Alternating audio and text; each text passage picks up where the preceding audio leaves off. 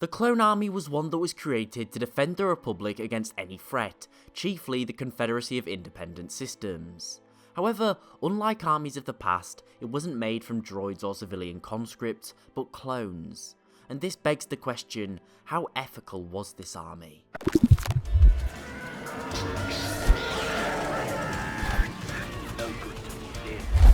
Now, first we need to define what clones are.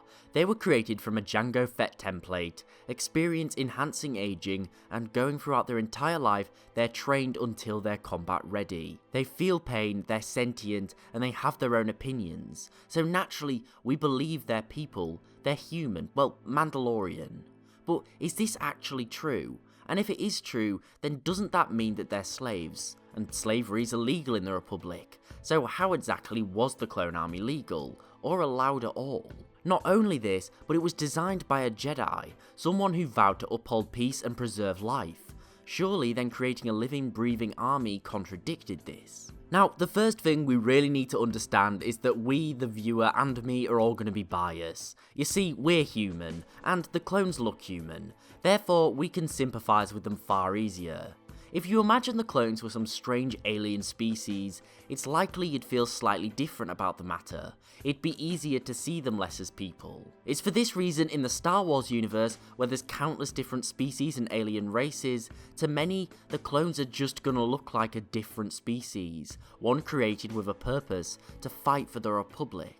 When you think about it, we don't feel sorry for many of the other species in Star Wars, such as the Geonosians. We just see them as drones. They are born and bred for a purpose, to serve the Hive.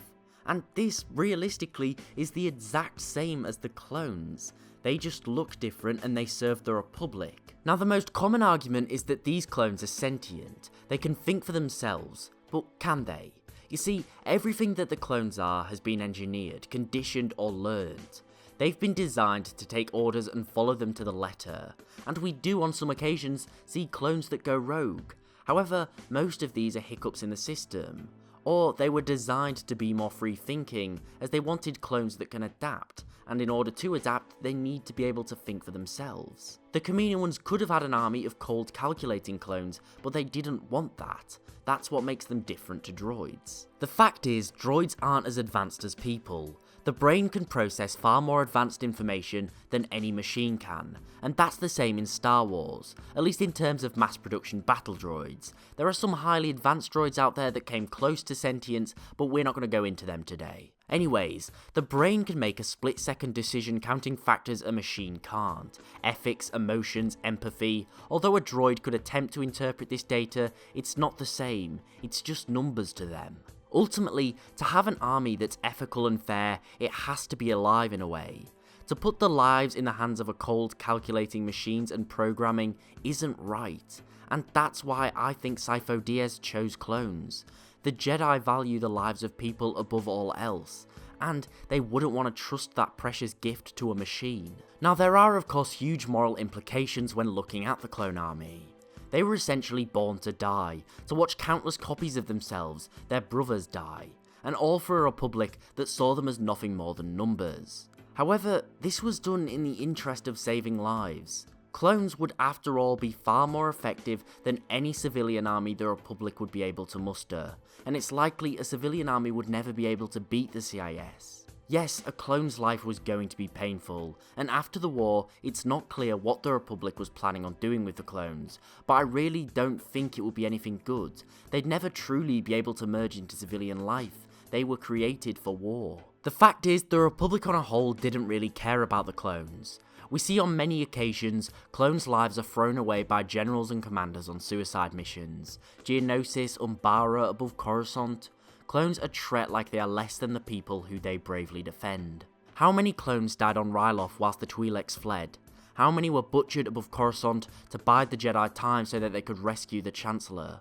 And this is the issue. Ultimately, I don't believe the creation of the clone army itself was wrong.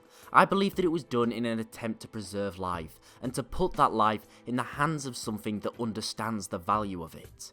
My issue is how the clone army was used, and that is how it is not ethical. The Republic is the creator and in many ways the parent of the clone army, and therefore it's responsible for its well-being. Clones were in many ways treated like slaves. Their lives really weren't valued by the Republic, and it didn't spend enough time trying to save troop lives, cause they could easily be replaced. They weren't bothered about what they'd do to the clones after the war, cause they were too preoccupied with the war itself. And that is the Republic's failing, and why the clone army was ultimately not ethical in my eyes. But what do you think? Was it ethical? Can you rationalise creating life to fight and die so another doesn't have to? And should the Republic have used droids instead? Now I do hope that you enjoyed. If so, please remember to like, sub and share, as it's always really appreciated and helps the channel grow. Also, don't forget to follow me on Twitter at TheLoreGuy for regular updates. Thanks for watching, I hope that you enjoyed, and I'll see you next time.